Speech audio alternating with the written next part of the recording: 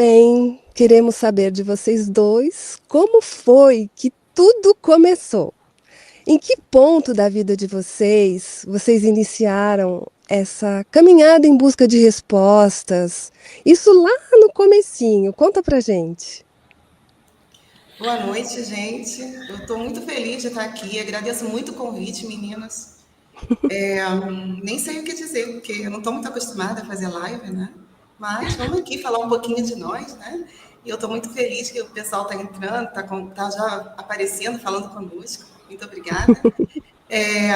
Bem, o Marcelo também, acho que ele vai querer se apresentar, né, Marcelo? Eu, como vocês viram, sou formada em algumas situações, né? ADM, né, que é administração, hoje eu exerço essa profissão, né? E também cuido dessa parte de qualidade. E também agora nutrição funcional integrativa, né? Lidando com o metabolismo, né? A preocupação com os alimentos, que é grande, né? Essas indústrias que estão envenenando a população, né? Então eu venho adentrar com essa parte integrativa e também pós-graduada em fitoterapia, né? Que é para complementar toda essa situação. Então, trabalhar com uma situação personalizada, né? E a qualidade também de alimentos, que é uma preocupação que nós temos para poder oferecer à população uma alimentação de qualidade, né? Um produto bem saudável. Tá bom, gente? Então lá, vamos ver se eu posso colocar um tiquinho de virada de chave aí, né? Em todo mundo. Vamos ver, né, pessoal? Olá, pessoal, boa noite. É um muito prazer ter sido convidado por vocês, tá? André e Sandra. Agradeço também às pessoas que estão nos assistindo, né? E hoje vamos aqui bater um papo, né? Conversar um pouco, falando sobre nossas experiências. Claro que nos sentimos muito honrados em poder compartilhar com todos vocês, tá? Porque são experiências que modificaram nossas vidas e trouxeram, assim, para nós, assim, a verdade, né? De tudo que a gente, desde a infância, de tudo que a gente passou, né? Vivendo, né? Essa realidade que a gente pensa que é a real, que nós estamos, né? E tivemos esse acesso a essas múltiplas realidades. Então, que hoje nós vamos aqui compartilhar com vocês aí, com todo carinho, com todo apreço aí. Tá bom? Maravilha. Então conta pra gente como que isso começou. Vocês se sentiram impelidos a buscar respostas desde que idade? Isso vem já facilitado pela família? Como que foi? Então, eu vou começar por mim, tá, Rose? Deixa eu Tá bom. puxando aí, depois você também vai falar de você também. Tá A bom. mulher começa a falar, vocês sabem, né? Como é que são as Olha coisas. só, olha. Desculpa, mulheres, calma. Bom,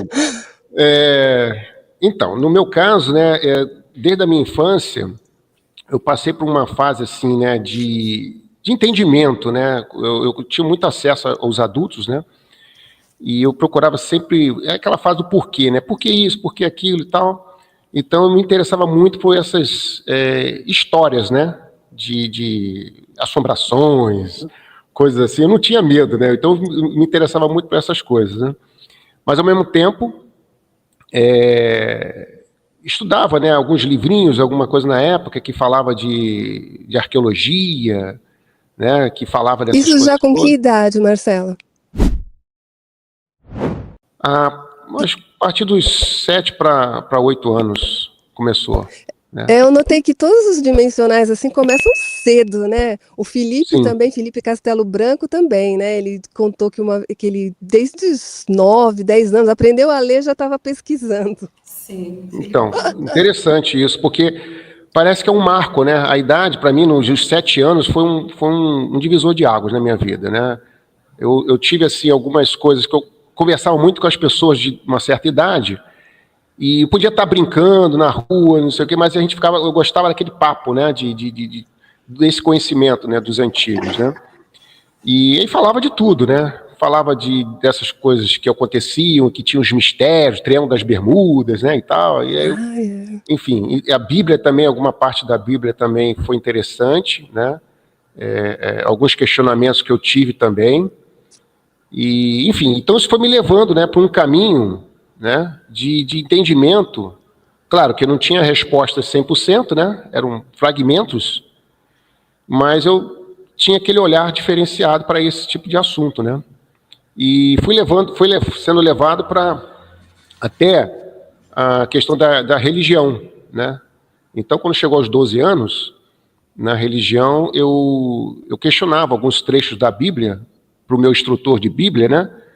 Algumas coisas que eu não entendia, né? E aí ele falava, não, você não deve questionar a palavra de Deus, isso é assim mesmo, e tarará e tal. E eu ficava com aquela lacuna na minha mente, né? Poxa, mas isso, e fulano falou isso, o profeta falou assim, tarará. Então eu ficava tendo aquela percepção que tinha algo mais, né? E aí, aos 12 anos também, eu li o livro Eram os Deuses Astronautas. Ah, eu também li. Você leu, não? Então, Meu, com 10 anos eu li. Nossa, olha, fiquei louca. eu li com 12 anos. Então, Que legal. foi uma transformação. Eu tinha um amigo ele que me prestou o livro dele, que era do pai dele, né? Ele era um amigo que morava de frente à minha casa. E ele me apresentou esse livro. E ele falou, Marcelo, eu li o livro todo, agora eu não acredito mais em Deus. Ele falou para mim isso. Aí eu falei, poxa, é mesmo? Eu fiquei meio assim. Aí eu fui ler o livro. Pelo contrário, eu falei para ele, agora que eu acredito mais em Deus. Foi totalmente a percepção diferente do que ele tinha. E ele falou, mas como assim? E aí foi todo, né, um entendimento que eu comecei a ver que Deus, né, era muito mais daquela situação que só a Bíblia, claro, ela traz ali, né, histórias riquíssimas ali do nosso passado, né? Mas comecei a entender que tinham outros complementos, né, outros entendimentos, né, que é uma visão um pouco mais ampla, né. Então, da infância, eu também tinha algumas percepções também que me aconteciam muito. Às 6 horas da tarde, eu tinha a sensação de que estava sendo observado. Todo dia. Chegava às 6 horas da tarde, se eu ficasse sozinho dentro de casa, eu saía de dentro de casa e ia para a rua. Porque eu tinha medo, que eu sentia que alguma coisa ia vir falar comigo. E eu ficava com medo. Eu tinha essa sensação, uma coisa horrível mesmo. Dava um medo assim. E era 6 horas da tarde, tocava aquela, não sei se vocês são dessa época, tocava aquela música da Ave Maria, né? Às 6 horas da tarde, tocava na rádio, né? Tocava É da minha época. Da sua época. Então, aí... né? Enfim, aí... e às vezes apareciam algumas coisas também no meu quarto, à noite, né? Apareciam algumas silhuetas escuras também. E eu tinha muito medo, eu acordava sempre em um horário, às 3 horas da manhã, e isso já por volta também dos 7 anos de idade. E eu dormia num quarto, sozinho, né? O quarto dos meus pais, tinha o meu quarto. E eu acordava às 3h30 e eu tinha sempre coisa de querer ir para o quarto dos meus pais, né? Eu já estava com 7 anos, mas sempre tinha aquela coisa de querer ir para o quarto deles. E aí, às vezes, assim, quando eu acordava, via uma silhueta escura assim no meu quarto. Nossa! Aí eu corria com o travesseiro. Era desesperador. Engraçado que eu não contava isso para minha mãe, né? Eu não achava que ela ia acreditar nisso. Ela tinha também uma ligação dessa coisa espírita, né? Meu pai católico. Então, assim, tive uma formação, assim, né, voltada para o católico e espiritual, né? E minha mãe tinha esse lado mais espírita, né? Enfim, mas o interessante disso tudo é que eu tinha aquele interesse, né, de ir mais além, sabe? De querer buscar mais. Então, foi onde que eu fiquei pesquisando, lendo. Aí apareceu uma vez, eu estava já com uns 13 anos de idade, para 14 anos, eu estava numa cobertura, né, de uma casa, olhando o céu, era um final de tarde. E aí estava o pessoal soltando pipa. E eu estava vendo as pipas no céu e, de repente, eu vi um objeto, né? Para mim, de cara, eu pensei que era um balão. Né? Um balão. O pessoal lá na região soltava muito balões, né? E aí eu vi aquele objeto flutuando assim, eu falei, nossa, é um balão. Mas aí ele começou a andar, fazendo para baixo, para cima, ia para um lado, para o outro, em movimentos rápidos, né? E aí eu comecei a chamar os meus amigos que estavam lá, né? Falei, vem cá, tem um balão, não sei se é o quê. Aí um colega falou, acho que é disco voador. Aí eu falei, a vizinha falou, não mexe com isso não, meninos, vocês não mexem com esse negócio não. Sai daí, a gente estava em cima da laje lá, olhando lá. Mas, assim, foi uma coisa também, assim, que eu ficava, né, muito interessado. E aí, também uma vez na escola, eu saí da escola e tinha um morro próximo da minha escola, né? Eu estava saindo, final de tarde, que eu estudava na parte da tarde, né? Saí por 5h30, por 6 horas da tarde, estou caminhando, e aí olhei em direção ao morro e vi algo assim que se escondeu rapidamente no morro, sabe? Como fosse um objeto meio cinza, meio metálico, né?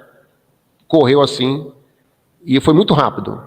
E eu vi que aquilo não podia ser nada tipo avião, estava muito baixo, na altura do morro, né? E isso também ficou assim, ficou muito registrado. Então, assim, foram vários fenômenos, coisas que iam acontecendo, né, na infância, que foi me trazendo para esse universo, né, diferente do que a gente está acostumado a ver. Bom, eu vou deixar a Rose falar um pouco também até essa parte da infância. Vai Eu acho que ela deixar? também tem bastante coisa. Nossa, Vou deixar ela falar. obrigada. Então, eu desde pequena também, assim, com 5 anos já comecei a ver algumas coisas. Com 5 anos, na verdade, com 5 anos eu aprendi a ler sozinha. Olha! Então, aí o papai disse assim: ai, temos que botar essa menina na escola, essa menina tá lendo. Aí eu fui estudar, mas eu aprendi a ler. Então, quando eu aprendi a ler, meu pai ele era muito simples, ele era vendedor ambulante, ele fazia feira também, sabe? Então, como eram 5 filhos, quer dizer, 4 meninas e um menino, ele sempre levava assim os que sabiam ler, ele ensinava a contar para poder a gente dar troco nas feiras, né? Que ele fazia, ele vendia panela, coisas de casa, né? Então, assim, nas minhas férias, nos finais de semana, sempre era eu ou a minha irmã, a minha, né, que ia. Então, eu sempre ia muito com ele. Então, eu acordava, às vezes, à madrugada, né, para poder colocar as coisas em cima do fusquinha, que a gente tinha um fusquinha branco, sabe? E aí ele arrumava o carro todo. Então, eu ia carregando as coisas, ia colocando. Só que estava uma noite linda um dia. Foi a primeira coisa assim que eu notei que para mim foi muito profundo. E estava uma noite linda, então eu estava carregando as coisas, o papai estava vindo atrás e olhei para o céu e fiquei olhando, fiquei pensando, nossa, que céu lindo. Aí eu olhei uma estrela linda, pensei, nossa, que estrela linda. E fiquei parada, segurando as panelas na mão. Aí, incrivelmente, a estrela andou devagarzinho e daqui a pouco soltou uma fumaça. Aí o meu pai estava chegando e eu fiquei desesperada. Meu pai olhou para o céu, pegou um pouco da fumaça, assim. Aí eu falei, papai, a estrela andou, a estrela andou. Aí o meu pai, na simplicidade dele, né, ele falou assim, olha, filha, existe muita coisa que a gente não explica. E existe muita coisa no céu, na terra, que a gente não sabe o que é. Eu falei, mas como que uma estrela anda? E ele falou assim, mas muita coisa ainda você vai ver até você crescer. Olha, ele era tão simples, tinha só a 4ª série. E ele era muito, assim, inteligente, sabe? Tinha visão, né? Era mente aberta também. Saber a grandeza, né, das coisas. Então, isso foi a primeira coisa. Agora, às vezes eu sempre sentava na janela, né, à tardinha, eu via muitos vultos o tempo todo. Desciam vultos no quintal, era um quintal longo, aí passava. Para mim, aquilo era muito normal. Eu ver vultos dentro de casa, ver vultos no quintal, era normal para mim. Então, não tinha medo, eu não conseguia ter medo porque era como se fizesse parte da minha vida, era uma coisa simples.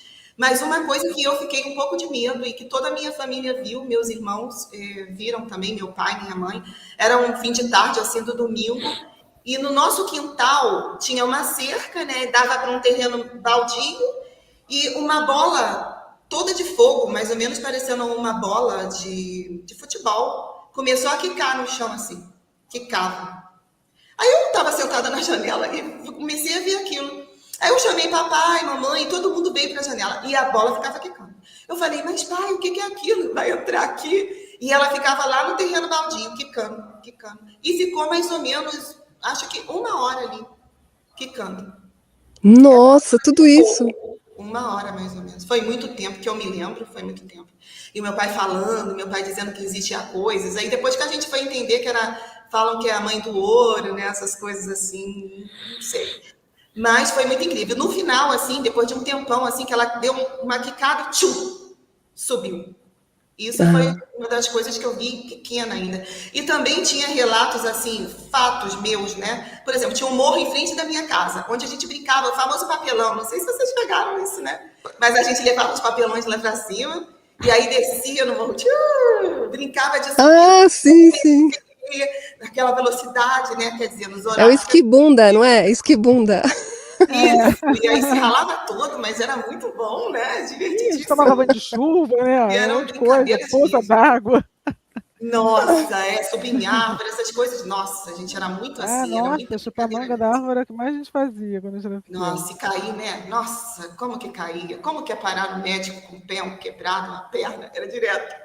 Então, e acontecia episódios assim, que eu estava em casa e de repente eu estava no morro. Eu nunca soube explicar. E a minha mãe geralmente me dava umas tapas, né? Porque a mania da mãe era bater, porque achava que o filho fez coisa que não devia.